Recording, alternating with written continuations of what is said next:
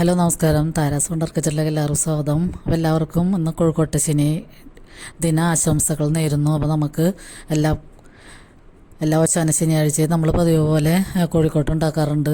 അപ്പോൾ അതുപോലെ ഇന്നും കോഴിക്കോട്ട് ഉണ്ടാക്കി നിങ്ങളെ കൊണ്ട് കാണിച്ചു തരാമെന്ന് വിചാരിച്ചിട്ടാണ്.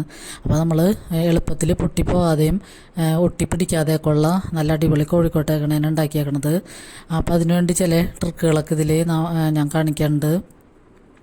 അപ്പോൾ ആദ്യം തന്നെ നമുക്ക് ശർക്കര ഉരുക്കാൻ വയ്ക്കാം. അപ്പോൾ ഞാനിപ്പോൾ 1 കിലോ ശർക്കര ഉരുക്കാൻ വെച്ചിട്ടുണ്ട്. അപ്പോൾ അത് മുഴുവൻ ആവശ്യമില്ലെങ്കിൽ നമുക്ക് എടുക്കണ്ട.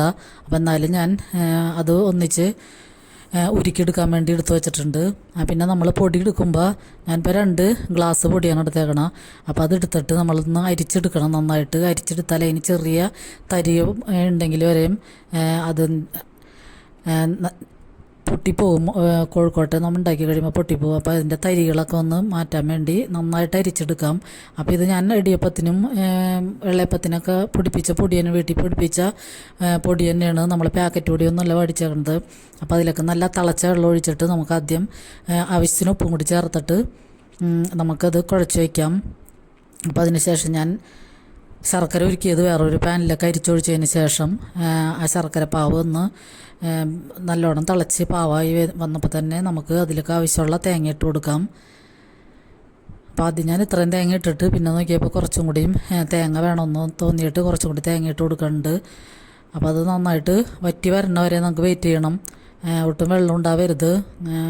പിന്നെ അതിലേക്ക് ഞാൻ ചുക്കും ജീരകവും ഏലക്കായൊക്കെ നന്നായിട്ട് പൊടിച്ചത് ഒരു 2 ടീസ്പൂൺ ചേർത്ത് കൊടുക്കുന്നുണ്ട്. അപ്പോൾ നമുക്ക് ഈ ശർക്കരയും തേങ്ങയൊക്കെ നന്നായിട്ട് വിളയിച്ചെടുക്കണം, വെള്ളം വറ്റിച്ചെടുക്കണം. കല്ലുപോലെ കട്ടിയാവാൻ പാടില്ല. പാകത്തിന്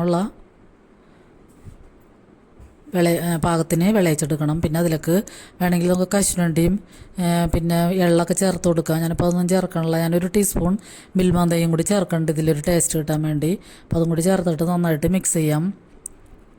ഇതിന് ശേഷമാണ് ഞാൻ പൊടി വെള്ളത്തിൽ വാട്ടി വയ്ക്കണത്. അപ്പോൾ നല്ല തിളച്ച വെള്ളത്തിൽ പൊടി കുഴച്ചതിന് ശേഷം നമ്മളിങ്ങനെ കോഴിക്കോട്ടൊക്കെ ഉണ്ടാക്കി കോഴിക്കോട്ട് ഉണ്ടാക്കണതൊക്കെ എല്ലാവർക്കും അറിയാം. അപ്പോൾ അത് ഞാൻ ഡീറ്റെയിൽ ആയിട്ടൊന്നും കാണിക്കണില്ല. അപ്പോൾ ഒരുവിധം വലിപ്പത്തിലാണ് ഞാൻ ഉണ്ടാക്കിയേക്കണത്, തീരെ ചെറുതായിട്ടല്ല, പണി എളുപ്പം കഴിയാൻ വേണ്ടി.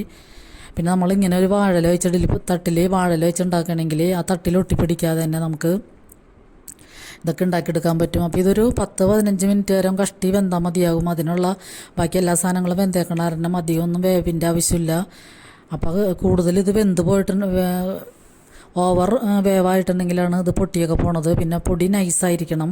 അപ്പോൾ നമുക്ക് നല്ല പെർഫെക്റ്റ് ആയിട്ടുള്ള കോഴിക്കോട്ട് ഉണ്ടാക്കിയെടുക്കാൻ പറ്റും. അപ്പോൾ എല്ലാവരും ഇന്ന് കോഴിക്കോട്ടൊക്കെ ഉണ്ടാക്കി ശനി ആഘോഷിക്കുമെന്ന് വിശ്വസിക്കുന്നു. അപ്പോൾ എല്ലാവർക്കും ഒരിക്കൽ കൂടി കോഴിക്കോട്ടെ തിരുനാളിൻ്റെ ആശംസകൾ നേരുന്നു. അപ്പോൾ വീഡിയോ ഇഷ്ടമായാൽ ലൈക്ക് ചെയ്യാനും കമൻറ്റ് ചെയ്യാനും സബ്സ്ക്രൈബ് ചെയ്യാനും ആരും മറന്നു പോകരുത്. അപ്പോൾ എല്ലാവർക്കും ഒരുപാട് നന്ദി.